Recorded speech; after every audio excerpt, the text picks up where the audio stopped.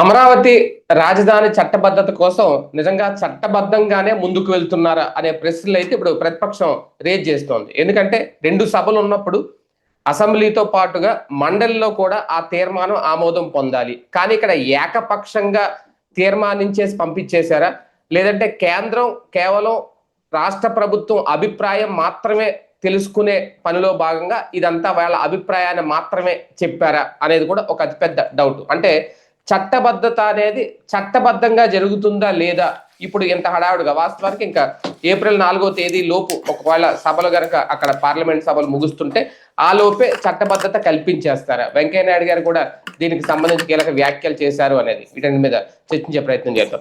Sir, ఒకటి YCP raise చేస్తున్న point కానీ జనరల్ గా వస్తున్న డౌట్ కానీ ఇదే, రెండు సభలు ఉన్నప్పుడు మండలికి అసలు పంపాల్సిన అవసరం లేదా అసలు? అంటే వీళ్ళ పంపిన తీర్మానాన్ని ఎలా చూడాలి? ఇక్కడ బేసిక్గా పబ్లిక్ని ఒక కన్ఫ్యూజ్ చేసేటటువంటి సిస్టము టెక్నికాలిటీస్తో ఒక గేమ్ ఆడుతున్నారు. ఏంటయ్యా ఈ టెక్నికాలిటీస్ అంటే, ఇప్పుడు సుప్రీంకోర్టుకి కూడా కేంద్ర ప్రభుత్వం ఇదివరకు ఏమని చెప్పింది, రాజధానికి సంబంధించి మార్చుకునే హక్కు ఉందా రాష్ట్రానికంటే, రాష్ట్రానికి ఉంది, మాకు సంబంధం లేదని చెప్పింది. రాజధాని ఒకవేళ అక్కడే ఉండాలి కేంద్ర ప్రభుత్వ అనుమతితోనేనంటే మా అనుమతి అక్కర్లేదని చెప్పింది కదా. అది ప్రత్యేకించి ఆంధ్ర కోసం చట్టం ఏమైనా మారుస్తారా? తర్వాత మరి అసలు అమరావతి గురించి మీ దగ్గర ఉన్న సమాచారం ఏమంటే, ఒకప్పుడు అమరావతిని రాజధానిగా చేస్తాం, నవనగరాలతో కూడిన రాజధాని అని మాకు చంద్రబాబు ప్రభుత్వం తీర్మానం చేసి పంపించింది, నోట్ చేసుకున్నాం. రెండోసారి జగన్ ప్రభుత్వం వచ్చి 3 రాజధానులు అని చెప్పి చేసింది, దాన్ని మేము నోట్ చేసుకున్నాం. ఇంకేమైనా తదుపరి ఉంటే మీకు చెప్తామంది కోర్టుకి. కేంద్ర ప్రభుత్వం అఫిడవిట్, అది నోటి మాట కాదు, కోర్టులో వేసిన అఫిడవిట్. ఇప్పుడు వీళ్ళు చెప్పేది ఏంటి, టెక్నికల్గా విభజన చట్టానికి సంబంధించినటువంటి దాని ప్రకారం రాష్ట్రాన్ని విభజించినటువంటి సందర్భంలో ఆంధ్రప్రదేశ్ రీఆర్గనైజేషన్ యాక్ట్ అన్నారు, తెలంగాణ యాక్ట్ అనలా. తెలంగాణ ఏర్పాటుకి ఆంధ్రప్రదేశ్ పునర్వ్యవస్థీకరణ చట్టం అని తెచ్చారు. ఎందుకని? అక్కడే టెక్నికల్ పాయింట్ ఉంది. కొత్త రాష్ట్ర ఏర్పాటు కావాలంటే కనుక 2/3 మెజారిటీ కావాలి. అలా కాకుండా రాష్ట్ర పునర్వ్యవస్థీకరణ ఆల్రెడీ ఒకసారి రాష్ట్రాన్ని 2 ప్రాంతాలు కలిపి ఏర్పాటు చేశారు కాబట్టి దాన్ని విడదీయడం అనే ఒక టెక్నికల్ పాయింట్ ఆధారంగా విడదీసేశారు. అంతకుముందు మీకు గుర్తుంది కదా, లగడపాటి రాజగోపాల్, ఉండవల్లి అరుణ్ కుమార్ వీళ్ళందరూ సుప్రీంకోర్టులో కేసులు వేశారు. రాజ్యాంగబద్ధత ఎక్కడ, ఆర్టికల్ 3 ప్రకారం ఇది జోనల్ వ్యవస్థ ఉన్నది, జోనల్ వ్యవస్థ ఉండగా రాష్ట్రపతి అనుమతి లేకుండా విడదీయడానికి వీల్లేదు, టెక్నికల్గా అయితే రాష్ట్రాన్ని విడదీసే హక్కు కేంద్ర ప్రభుత్వానికి లేదు, ఇవన్నీ చెప్పారు కదా. రాజ్యాంగం ప్రకారం అది రాజ్యాంగ సవరణ చేయకుండా విడదీయలేరు, ఎవ్వడు ఏం పీకలేడు అని చెప్పి దానికోసం రాజీనామా కూడా చేసాడు కదా లగడపాటి రాజగోపాల్. అందులో ఫెయిల్ అయ్యాక ఉండవల్ల అప్పటి నుంచి శాంతం పక్కెళ్ళిపోయారు కదా, రాజకీయాలు వదిలేసేసి. అంటే చెయ్యాలి అనుకుంటే ఏమైనా చేయొచ్చు ప్రభుత్వాలు, అట్లాగే విడదీసేశారు కదా. ఇప్పుడు ఆ విభజన చట్టంలో రాయబడినటువంటిది హైదరాబాద్ ఉమ్మడి క్యాపిటల్గా 10 సంవత్సరాలు ఉంది, ఆ తర్వాత ఆంధ్రప్రదేశ్ రాజధానిని ఏర్పాటు చేసుకుంటుంది అని ఉంది. కాబట్టి అలాగ ఏర్పాటు చేసుకోమని ఉంది కాబట్టి అమరావతి అనే ప్రాంతాన్ని రాజధానిగా ఆంధ్రప్రదేశ్ ఏర్పాటు చేసుకుంది అని విభజన చట్టంలో యాడ్ చేయమంటున్నారు, నోట్ చేయమంటున్నారు. అంతే. ఎందుకు అంటే నగరం ఏర్పాటు అనేటటువంటిది డిఫరెంట్, రాజధాని ఏర్పాటు అనేది డిఫరెంట్. ఇక్కడ ప్రజల్ని మోసం చేస్తున్నారు వీళ్ళు. రాజధాని ఏర్పాటు అంటే ఫస్ట్ ఒక రాజధాని పుట్టాలి కదా. ఇక్కడ ఏడ పుట్టింది? 29 గ్రామాలు అనేటటువంటిది సీడ్ క్యాపిటల్ ఏరియా, రాజధాని ప్రాంతపు భవనాలు ఉండే ప్రదేశం. హైదరాబాద్, బెంగళూరు, చెన్నై ఎక్కడి నుంచి ఎక్కడి దాకా జ్యూరిస్డిక్షన్ ఉంది కదా, దానికి సపరేట్ పిన్ కోడ్ ఉంది కదా. ఇప్పుడు అమరావతికి కావాలంటే విజయవాడ, గుంటూరుని కలపాలి అంటే ముందు విజయవాడ కార్పొరేషన్ రద్దు చేయాలా, గుంటూరు కార్పొరేషన్ రద్దు చేయాలా, తెనాలి మున్సిపాలిటీ రద్దు చేయాలి, మంగళగిరి మున్సిపాలిటీ రద్దు చేయాలి, ఈ మధ్యలో ఉన్నటువంటి గ్రామాల పంచాయతీలు రద్దు చేయాలి. వీటన్నిటినీ ఒకటిగా ఒక నగరం కిందన అనౌన్స్ చేస్తూ ఒక చట్టం తేవాలి కదా ముందు. ఆంధ్రప్రదేశ్ ఇప్పుడు మీరు చెప్పినవన్నీ చేయాలి. మరి అదే కదా రాజధాని అంటే, అది కదా. అన్నిటి విలీనం చేస్తావాలి అంటే ఈ తీర్మానం సరిపోద్ది అంతే. ఎట్లా సరిపోతుంది? అప్పుడు ఇది సరిపోతుంది, నోట్ చేయడానికి సరిపోతుంది అంతే, రాయడానికి పనికి వస్తుంది. అది ఇక్కడ డబ్బులు భూములు ఇచ్చేటటువంటి రైతులకి సాటిస్ఫై చేయడానికి ఎవడు పీకలేడు, మన రాజధాని ఎవడు కదిలించలేడు అనేటటువంటి నమ్మకాన్ని కలిగించడానికి అంతే తప్పించి రాజధాని అభివృద్ధికి కాదు. రాజధాని మీద still now they are in confusion. పాలకులే అయోమయంలో ఉన్నారు. ఆ రోజున రాష్ట్ర విభజన జరగదని మనలందరినీ నమ్మించి మోసం చేశారు 2004, 2009లో కూడా. ఇదే తెలుగుదేశం, ఇదే కాంగ్రెస్ పార్టీ, ఇప్పుడు వైసీపీ ఉందనుకో, అప్పుడు కాంగ్రెస్ నాయకులు ఏమని మోసం చేశారు? ఇందాక నేను చెప్పినటువంటిది, సాధ్యమే కాదు అన్నటువంటి. ఇప్పుడు కూడా ఏమని చెప్తున్నారు ఇక్కడ? విభజన తర్వాత అమరావతి ఏర్పడిపోయినట్టు రాజధాని. మీరు ఒక్కసారి అసలు మనందరం మనుషులము ఆలోచిస్తున్నాం కదా, అన్నం తింటున్నాం కదా రోజు. అమరావతి అన్న పేరు ఎప్పటి నుంచి వచ్చిందండి? ఎప్పటి నుంచి పెట్టారు రాజధాని అని? 2014. 11 సంవత్సరాలైనా రాజధానికి జ్యూరిస్డిక్షన్ లేకపోవడం ఏంటండి? ఇప్పుడు ఎక్కడికి వెళ్తోంది? వెలగపూడి కమ్యూనికేషన్. విజయవాడ కార్పొరేషనే కదా ఇప్పుడు, గుంటూరు కార్పొరేషనే కదా ఇప్పుడు, మంగళగిరి మున్సిపాలిటీనే కదా ఇప్పుడు. ఎక్కడుంది ఇక్కడ మరి రాజధాని? ఇప్పుడు హైదరాబాద్లో Kukatpally municipality separate, LB Nagar municipality separate, Miyapur municipality separate, ఇట్లుందా? హైటెక్ సిటీ ఏరియా సపరేట్ అని ఏమన్నా ఉందా? అక్కడ మున్సిపాలిటీలు సపరేట్గా ఉన్నాయా? అది మొత్తం కలిపితేనే కదా నగరం, అది మొత్తం కలిపితేనే కదా కార్పొరేషను. జిహెచ్ఎంసీ కదా, గ్రేటర్ హైదరాబాద్ మున్సిపల్ కార్పొరేషన్. ఇప్పుడు అందులో కొన్ని కార్పొరేషన్లు విడదీస్తున్నారు. జిహెచ్ఎంసీగానే ఉంటుంది, క్యాపిటల్ జిహెచ్ఎంసీలోనే ఉంటుంది. ఆ వేరే కార్పొరేషన్కి పోవట్ల రాజధాని అక్కడ. అంటే ఏంటి ఇక్కడ? రాజధాని మనకి ఇది అన్నటువంటిది వాళ్ళకి కేవలం కాగితాల మీద రాసుకోపో అని చెప్తున్నారు. రాసుకుంటే ఏం ప్రయోజనం? ఎక్కడి నుంచి ఎక్కడి దాకా? ఇప్పుడు నిజంగా వీళ్ళు రాసిన తీర్మానం కరెక్ట్గా అమలైతే అమరావతి పంచాయతీ ఉంది కదా, అదే రాజధాని అవుతుంది లెక్క ప్రకారం. నీ పేరు అక్షరాల పేరుతో రాస్తే మన రాష్ట్రంలో ఇప్పుడు అమరావతి అనే పేరు ఉన్నది ఒకే ఒక్క పంచాయతీకి, అది అమరలింగేశ్వర స్వామి టెంపుల్ ఉన్నటువంటి ఊరు. అదే మన రాజధాని ఇప్పుడు అవ్వాలి వీళ్ళు రాసిన పేరు ప్రకారం అయితే. అంతే కదా? నగరం ఎక్కడ ఉంది మరి ఇంకా? పోనీ ఈ రాజధాని చెప్పే 29 గ్రామాలు లేదా బెజవాడ గుంటూరులో అమరావతి లేదే నీ మాస్టర్ ప్లాన్లో, అది సపరేట్గా ఉంది. పోనీ దాన్ని 29 గ్రామాల్లో కలిపిన ఒక అర్థం ఉంటుంది, అమరావతి నగరం దీంట్లో యాడ్ అవుతూ ఉంటుంది లేరా అని చెప్పేసి. కానీ ఈ రాష్ట్ర రికార్డులో ఉన్న ఏకైక అమరావతి అమరలింగేశ్వర స్వామి టెంపుల్ ఉన్నటువంటిది. దాంట్లో యాడ్ చేశారు తీసుకెళ్ళి 29 గ్రామాల్ని. అసలు ఎక్కడ ఏమయాన్ని సృష్టిస్తున్నారు? ఎందుకు ఇట్లా చేస్తున్నారు? రాష్ట్ర ప్రయోజనాల కోసమేనా వీళ్ళకున్న అయోమయం ఏంటంటే 29 గ్రామాలు కాకుండా విజయవాడ గుంటూరు కలిపితే అభివృద్ధి మొత్తం డిస్ట్రిబ్యూట్ అయిపోతుంది. ఈ ఏరియాలన్నిటికీ జనం ఆగబడతారు కానీ అక్కడికి రారు. ఎందుకంటే ఇప్పుడు విజయవాడలోనే ఉంది, మా సింగనగరం, మా ఏరియాలన్నీ ఎప్పుడు భూమి పుట్టక ముందు నుంచి ఉన్నాయి. అవన్నీ రైల్వే లైన్ మీద ఇప్పుడు వంతెనలు వేయక ముందు నుంచి ఉన్నాయి, అప్పుడు ఎప్పటి నుంచినో. తర్వాత వంతెన వేశారు, 2 వైపుల నుంచి వంతెన ఉన్నది. కానీ డెవలప్మెంట్ ఎంతవరకు ఉంది? విజయవాడ బందర్ రోడ్డుకున్న డెవలప్మెంటు, కంకిపాడుకున్న డెవలప్మెంటు, లేకపోతే ఏలూరు రోడ్డుకున్న డెవలప్మెంటు, బీఆర్టీఎస్ రోడ్డుకి సత్యనారాయణపురానికి ఉన్న డెవలప్మెంటు ఇక్కడికి వచ్చిందా? సింగనగర్కి రాలేదు.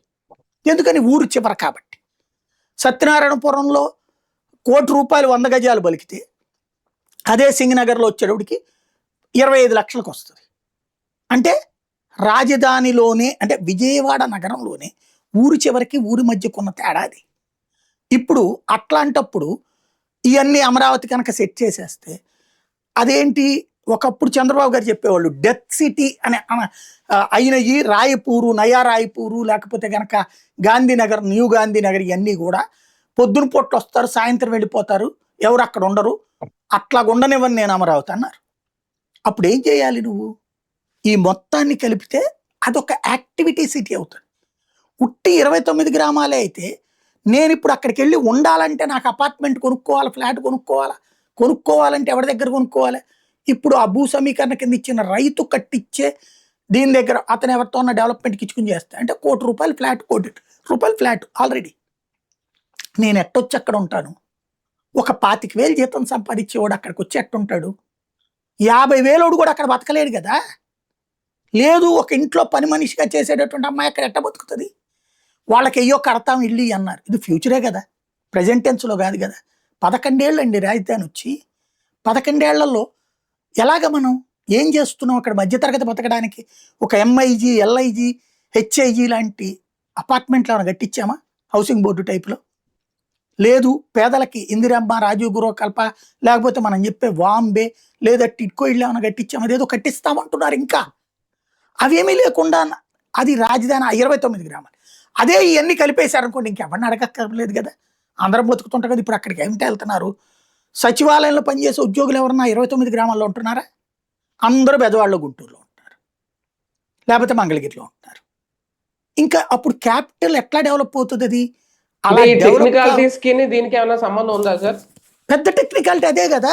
నువ్వు ఇచ్చేటప్పుడు రాజధాని ఇదిగో అనేది ఏంటో చెప్పకుండా రాజధాని అని రాసుకోపో అంటే ఎట్లా? కేంద్రం ఈ టెక్నికాలిటీస్ అన్ని చూసి వాళ్ళు ఆ అడగరు నోట్ని అసలు, ఆమోదిస్తుందా? వాళ్ళు ఏమి అడగరండి. వాళ్ళకి రాజధాని అనేటటువంటిది ఒక అబ్బూస్. రాజధానికి అంత డబ్బులు ఇవ్వాలి, ఇస్తారు అంతే. అప్పుడు రాయ్పూర్కి 5,000 రూపాయలు, 5,000 కోట్లు ఇచ్చారు. 500 కోట్లు, 5,000 కూడా కాదు, 500 కోట్లు ఇచ్చారు రాయ్పూర్కి. జార్ఖండ్కి ఒక 500 కోట్లు ఇచ్చారు. ఆ రోజు 4 రాష్ట్రాలు ఏర్పాటు చేసినప్పుడు 500 కోట్లు ఇచ్చారు. ఇప్పుడు ఆ లెక్కను చూస్తే 5,000 కోట్లు అవుతుంది మ్యాక్సిమం, అంతే. అదే ఇచ్చేది కేంద్ర ప్రభుత్వం. మిగతా వాళ్ళకి ఏం సంబంధం లేదు. నువ్వు ఎట్ట కట్టుకుంటావు, ఏం రాసుకుంటావు, నువ్వు ఏ పేరు రాయమంటే అది రాస్తారు. దీనికి అమరావతి అని కాదు, నారానగర్ అని రాయము రాస్తారు వాళ్ళు, లేదు కొణిదెల నగరం రాయము రాస్తారు వాళ్ళు. ప్రాబ్లం ఏం లేదండి. నువ్వు ఏది పంపిస్తే అది రాస్తారు. అది ఒక జస్ట్ పోస్ట్ ఆఫీస్ కేంద్రం ఇక్కడ, అంతే. క్యాపిటల్ అనేది నీ చేతిలో ఉంది, నువ్వు దీన్ని క్లారిటీ ఇవ్వాల్సింది. అసలు జగన్ అనేటువంటి వాడిని ఓడగొట్టడంలో కీలక పాత్ర పోషించిన అమరావతికి ఇవాళ నువ్వు కల్పిస్తున్న చట్టబద్ధత గతంలోని డ్రామాలాగానే ముగుస్తుంది. నిజమైతే నువ్వు ఈ నగరాన్ని తయారు చేసి ఇదిగో విజయవాడలో గొల్లపూడి లేదా ఇబ్రహీంపట్నం దగ్గర లేదా కొండపల్లి దగ్గర నుంచి, లేదా ఇప్పుడు వీళ్ళు ఆ వంతెన ఎక్కడేశారు కాజా దగ్గర నుంచి వెళ్ళి అక్కడెక్కడో తయారవుతుంది అంటున్నారు కదా, అక్కడ దాకా, లేదు మైలవరం దగ్గర నుంచి గన్నవరం దాకా, అట్లాగే ఇటు పక్కన గుంటూరులో అవుట్స్కట్స్ ఉంది కదా, దాని పేరేంటది, చిలకలూరుపేట దగ్గర నుంచి అటు నూజివీడు దాకా. ఇది కదా చెప్పాల్సింది నువ్వు రాజధాని అనేటటువంటిది. జ్యూరిస్డిక్షన్ అనౌన్స్ చేయాలి కదా. ఇదిగో ఇన్ని 100 కిలోమీటర్లు, ఇన్ని నగరాలు, ఇన్ని పట్టణాలని కలిపి విలీనం చేశాం, ఇవన్నీ ఇకపైన డివిజన్లుగా మిగులుతాయి. కార్పొరేషన్లో కార్పొరేట్ డివిజన్లు ఉంటాయి కదా. కుకట్పల్లి అనేది ఒక ఊరు ఇదివరకు, ఎల్బీ నగర్ అనేది ఒక ఊరు ఇదివరకు, దిల్సుఖ్ నగర్ అనేది ఒక ఊరు ఇదివరకు. అట్లాంటి ఊర్లను తీసుకొచ్చి విలీనం చేస్తే ఇప్పుడు ఏమంటావు? హైదరాబాద్లో మేము దిల్సుఖ్ నగర్లో ఉంటాం రా, కుకట్పల్లిలో ఉంటాం రా, కుకట్పల్లి హౌసింగ్ బోర్డు కాలనీలో ఉంటాం రా, ఏఎస్ రావు నగర్లో ఉంటాం రా. ఇవన్నీ ఒకప్పుడు ఊళ్ళే కదా. అట్లాగా తయారవుతుంది కదా అప్పుడు విజయవాడ, గుంటూరు అనేటటువంటిది. ఇవన్నీ అది చెప్పకుండా నువ్వు రాజధాని అయిపోయింది, ఎవడు పీకలేరండి. ఎదవరకు ఎవడన్నా పీక్కుపోయాడేంది అమరావతి? పాలకుడు వెళ్ళి ఇంకో చోట కూర్చుంటానన్నాడు, అంతే కదా. ఎవడు పీక్కుపోతాడు? ఊరు ఎవడన్నా పీక్కుపోతాడా? బేసిక్గా ఎవడు కదల్చలేరు. ఎవడు కదిలిస్తాడు ఊరిని, భూమిని ఎవడన్నా కదిలిస్తాడా? డెవలప్మెంట్ కావాలి అంటే ఒక మహానగరం కావాలి. మనం పోటీ చూపెట్టింది హైదరాబాదు, బెంగళూరు, చెన్నైలతో. అలాంటి ఒక నగరం కావాలంటే నగరాన్ని నువ్వు అనౌన్స్ చెయ్యా అంటే ఎందుకు అనౌన్స్ చేయరు వీళ్ళు? అది లేని ఈ కాగితం దేనికి పనికి వస్తుంది? అది కదా ఇక్కడ ప్రశ్న. పోనీ వీళ్ళు చెప్పిన టెక్నికాలిటీస్ నిజం అనుకుందాం, అసెంబ్లీ తీర్మానం చేస్తే అయిపోయింది. ఏమిది వరకు రాజధాని రాష్ట్ర విభజన వద్దని చెప్పి తీర్మానం చేయలేదు మనం, ప్రత్యేక హోదా కావాలని తీర్మానం చేయలేదు మనం, చేశాం కదా. ఇవన్నీ ఏమైనా తీర్మానంతో అయిపోయిందా? లేదా ఒకప్పుడు తీర్మానం చేసి కలిపిందే కదా హైదరాబాదు, ఆంధ్రప్రదేశ్, విడిపోలేదా? తర్వాత లేదు తమిళనాడులోంచి విడిపోయి కర్నూలు రాజధానిగా పెట్టింది అసెంబ్లీలో తీర్మానం చేసినే కదా, పోలేదా? అది ఏముంది తీర్మానం అనేటటువంటిది? నగరపు సృష్టి హైదరాబాద్ ఎవడు పీకలేడు దాన్ని. ఇప్పుడు హైదరాబాద్ కాదని వేరే చోటకు పోతాడు ఎవడన్నా రాజధానికి? అక్కడ తెలంగాణలో చెన్నై కాదని ఎక్కడికైనా పోతాడు రాజధానికి? బెంగళూరు కాదని పోతాడు ఎక్కడైనా కర్ణాటకలో రాజధానికి? అక్కడ కూడా రెండో నగరాన్ని రాజధాని అని చెప్పుకుంటారు వాళ్ళు, అక్కడ కూడా అనౌన్స్ చేస్తారు. ఇక్కడ కావాల్సింది మనకు ఒక చట్టబద్ధత. అంటే మన రాష్ట్రం చేయాల్సింది, కేంద్రం కాదు. కేంద్రం రాస్తుంది, నువ్వు ఏ ఊరు పేరు రాయమంటే ఆ ఊరు పేరు రాస్తుంది.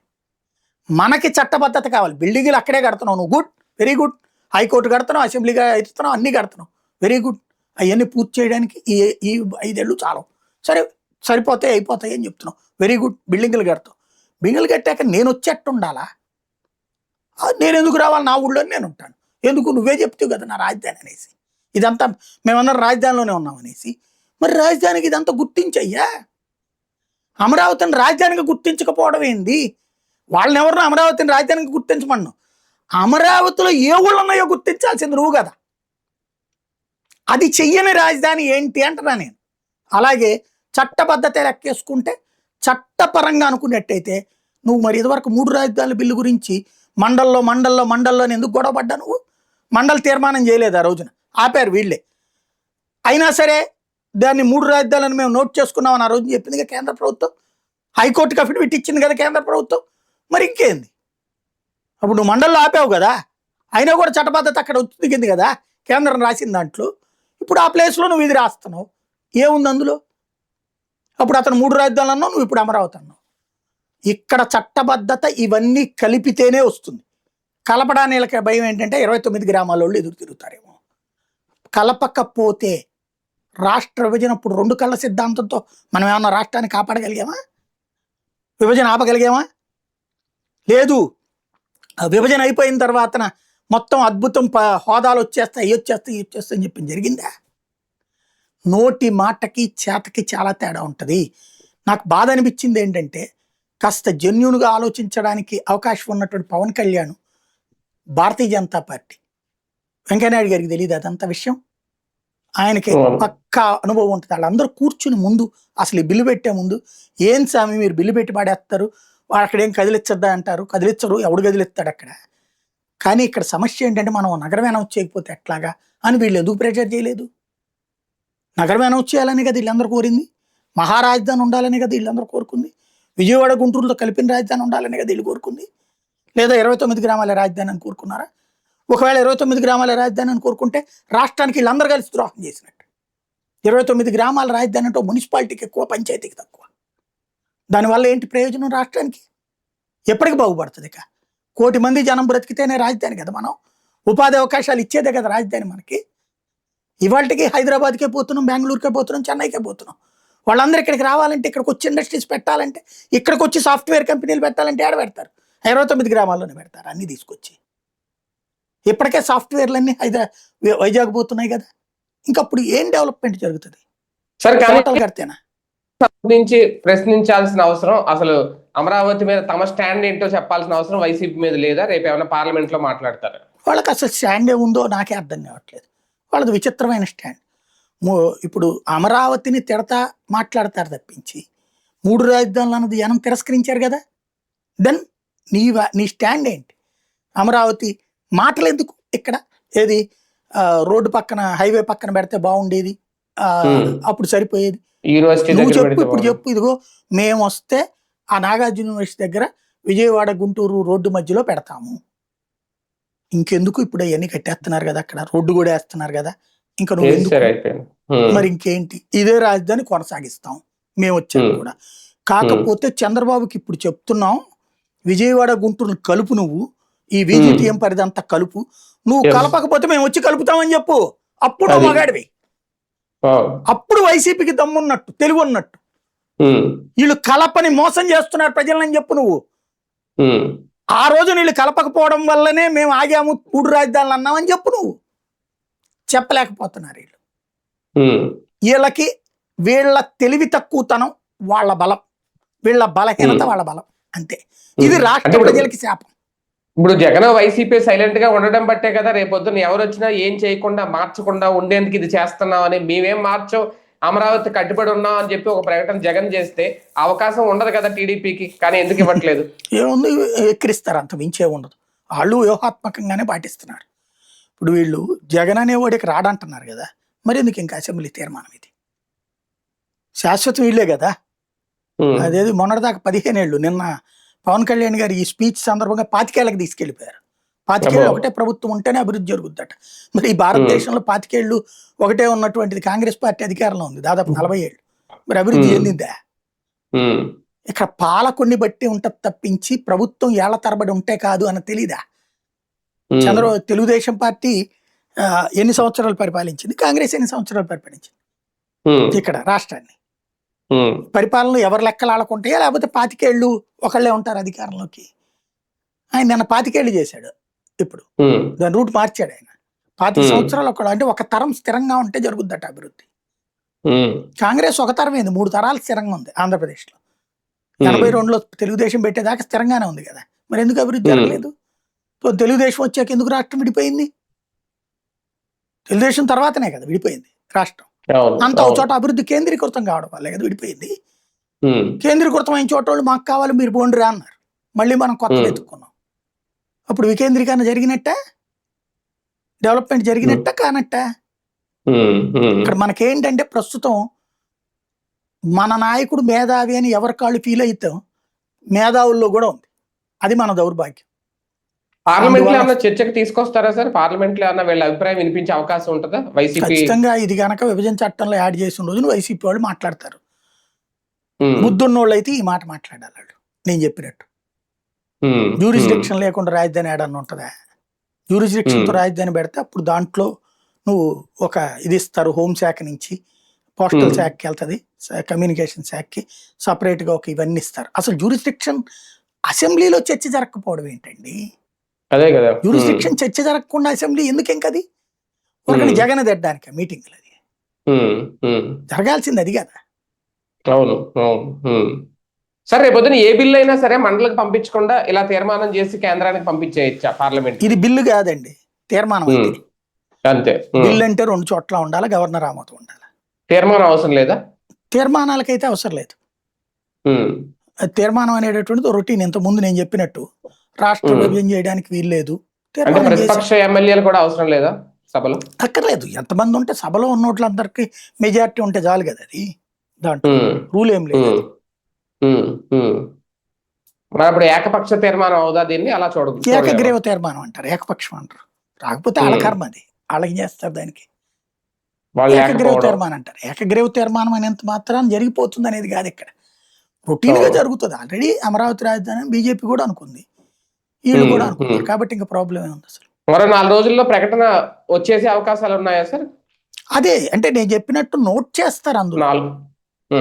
దానివల్ల ఇంకొక 500 కోట్లు, 5,000 కోట్లు, 7,000 కోట్లు డబ్బులు వస్తాయి. రాజధాని ప్రకటించుకున్నప్పుడు డబ్బులు 8,000 కోట్లు ఎంత ఇవ్వాలని ఉంది రూల్ అక్కడ, అది ఇస్తారు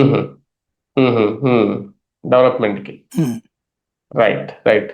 చూద్దాం. మొత్తానికి నిజంగా టెక్నికల్ గా చూసుకుంటే చాలా టెక్నికాలిటీస్ ని రేట్ చేయాల్సిన అవసరం ఉంది. అది ప్రతిపక్షం బాధ్యత. కానీ ఎందుకు సైలెంట్ గా ఉంటుంది? వైసీపీ స్టాండ్ ఏంటి? నిజంగా అమరావతి రాజధానికి సంబంధించి రేపు పార్లమెంట్ లో అయినా మాట్లాడతారా, లేదంటే ఇలాగే మౌనంగా ఉంటారా? చూద్దాం.